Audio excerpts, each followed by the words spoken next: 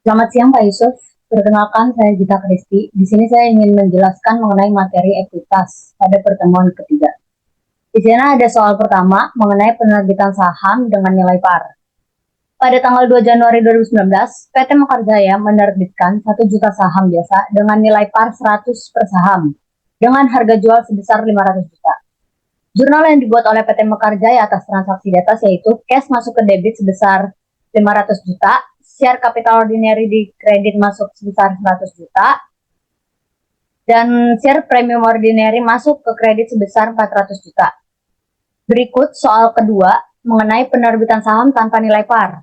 Contoh yang pertama, pada tanggal 2 Januari 2019, PT Mekarjaya menerbitkan 1 juta lembar saham biasa tanpa nilai par dengan harga jual sebesar 500 juta. Jurnal yang dibuat oleh PT Mekarjaya atas transaksi tersebut adalah cash di debit sebesar 500 juta dan share capital ordinary sebesar 500 juta. Untuk contoh yang kedua yaitu pada tanggal 2 Januari 2019, PT Mekarjaya menerbitkan 1 juta saham biasa tanpa nilai par dengan harga jual 500 juta. Saham tersebut mempunyai state value sebesar 150 per saham. Jurnal yang dibuat oleh PT Mekarjaya atas transaksi tersebut yaitu cash masuk di debit sebesar 500 juta, share capital ordinary masuk ke kredit sebesar 150 juta, dan share premium ordinary sebesar 350 juta. Berikut contoh soal ketiga mengenai penerbitan saham secara kombinasi. Pada tanggal 4 Mei 2020, PT Mataram menerbitkan 2 juta lembar saham biasa dengan state value 100, fair value 200, dan 2 juta lembar saham preferen dengan state value 100, fair value 300, dengan total harga jual sebesar 900 juta. Atas transaksi tersebut, PT Mataram melakukan alokasi harga jual menggunakan proporsional method dengan perhitungan sebagai berikut. Di sini kan saya sudah jabarkan yang dari soal, maka perhitungannya yaitu fair value saham biasa 400 juta yaitu dari 2 juta dikali dengan 200. Fair value saham preferen 2 juta dikali dengan 300 maka dapatlah hasilnya 600 juta. Maka total fair value yaitu 1 miliar. Alokasi harga jual berdasarkan harga fair value yaitu harga jual ke saham biasa 360 juta dari 400 juta dibagi dengan 1 miliar dikali dengan harga jual yaitu 900 juta. Alokasi harga jual ke saham preferen yaitu 540 juta hasil dari 600 juta dibagi dengan 1 miliar dikali dengan 900 juta. Maka jurnal yang dibuat yaitu proportional method yaitu cash di debit sebesar 900 juta, share capital preference masuk ke kredit sebesar 200 juta, share premium preference masuk ke kredit sebesar 340 juta, share capital ordinary masuk ke kredit sebesar 200 juta, dan share premium ordinary sebesar 160 juta. Berikut soal keempat yaitu gabungan dari soal ketiga mengenai penerbitan saham secara kombinasi tanpa fair value. Pada kasus PT Mataram di atas, diasumsikan saham preferen tidak mempunyai fair value, maka Mataram melakukan alokasi harga jual menggunakan incremental method dengan perhitungan sebagai berikut, yaitu fair value saham biasa sebesar 400 juta, dan berikutnya kan di soalnya diasumsikan bahwa saham preferen tidak mempunyai fair value, maka di sini fair value 2 juta dikalikan dengan 0, maka hasilnya 0, maka total fair value yaitu 400 juta. Alokasi harga jual ke saham biasa yaitu 360 juta, dan alokasi harga jual ke saham preferen yaitu 540 juta. Berikutnya, alokasi harga jual ke saham preferen yaitu 500 juta. Dari 900 juta dikurang dengan 400 juta. Berikut jurnal yang dibuat, yaitu cash di debit masuk sebesar 900 juta, share capital preference masuk 200 juta ke kredit, share premium preference masuk ke kredit sebesar 300 juta, share capital ordinary 200 juta, dan share premium ordinary masuk ke kredit sebesar 200 juta. Berikut contoh soal kelima mengenai penerbitan saham untuk memperoleh aset non-cash, yaitu pada tanggal 5 Juni 2020, PT Sumbawa menerbitkan 20.000 saham biasa dengan nilai par 100 per saham untuk memperoleh suatu hak paten. Kondisi yang pertama yaitu PT Sumbawa tidak dapat menentukan nilai wajar saham. Tetapi PT Sumbawa mengetahui nilai wajar paten misalnya sebesar 3.100.000. Atas hal ini, PT Sumbawa membuat jurnal sebagai berikut. Paten masuk sebesar 3.100.000 di debit, share capital ordinary masuk ke kredit sebesar 2 juta, dan share premium ordinary masuk ke kredit sebesar 1.100.000. Kondisi yang kedua yaitu PT Sumbawa tidak dapat menentukan nilai wajar paten, tetapi PT Sumbawa mengetahui nilai wajar saham yang diterbitkan, misalnya sebesar 3 juta. Atas hal ini, PT Sumbawa membuat jurnal sebagai berikut: paten masuk ke debit sebesar 3 juta, share capital ordinary masuk ke kredit sebesar 2 juta, dan share premium ordinary masuk ke kredit sebesar 1 juta. Dan kondisi yang ketiga yaitu PT Sumbawa tidak dapat menentukan nilai wajar saham dan nilai wajar paten.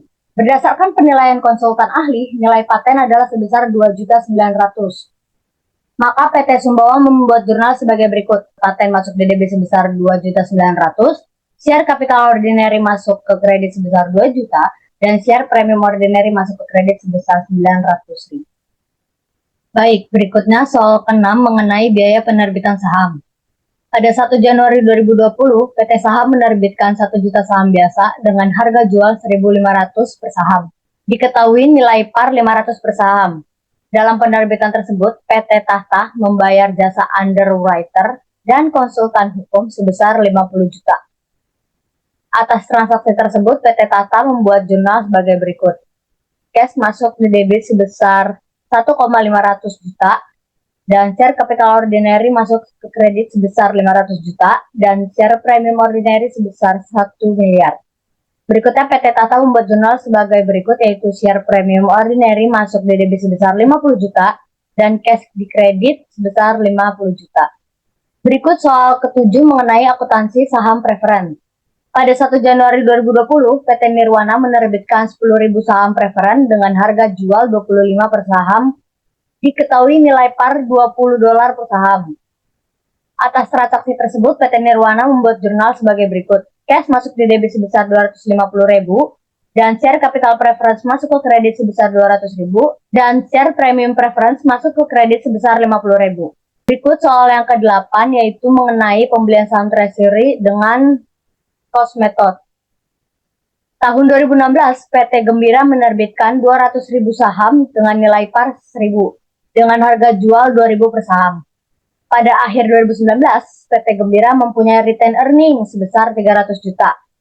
Berikut posisi ekuitas perusahaan per tanggal 31 Desember 2019. Setelah itu, pada tanggal 5 Januari 2020, PT Gembira membeli kembali 50.000 saham biasa dengan harga 2.200 per saham.